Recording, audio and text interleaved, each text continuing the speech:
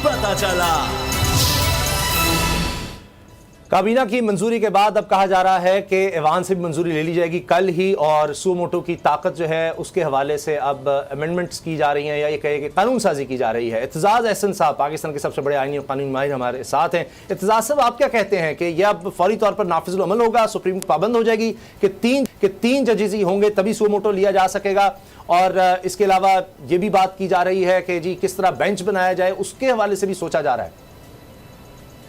Osama, एक चीज तो क्लियर हो गई, एक चीज तो इस मुजव्वदा कानून के तजवीज़ किए जाने से क्लियर हो गई कि हुकूमत ने ये तस्लीम कर लिया कि इस वक्त उनके बयानिए में, उनके नैरेटिव में एक कमजोरी है और उसको पुर करने के लिए लेजिस्लेशन की जरूरत, यानी ता वक्त कि वो लेजिस्लेशन पास होती है। ये जो कुछ किया है चीफ जस्टिस ने वो दुरुस्त किया, और जो जजेस चीफ जस्टिस के साथ हैं, ये एक डिवाइड पड़ी हुई है सुप्रीम कोर्ट में।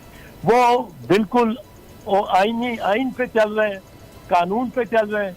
अगर कानून में ये इनके मौक़िफ़ में ये हुक्म ना होता तो इनको कानून की नए कानून बनाने की जरूरत ना होती। बिल्कुल ठीक।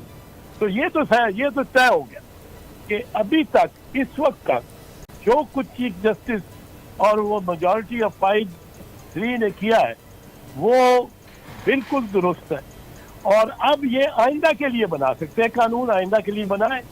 जो इस वक्त सुप्रीम कोर्ट के पास इस वक्त पेंडिंग है, मेरे समात है उनके, उसको तो ये अफेक्ट नहीं कर सकते। सुप्रीम कोर्ट की ज्यूरिसडिक्शन जो सुप्रीम कोर्ट ने के पास हो या एक्सरसाइज कर रही हो, वो कॉन्स्टिट्यूशनल अमेंडमेंट के बगैर वो नहीं दी जाती। जबरदस्त। कॉन्स्टिट्यूशन अमेंडमेंट के लिए इनके पास वो अक्सरियत ही नहीं है, उतनी नंबर भी नहीं है।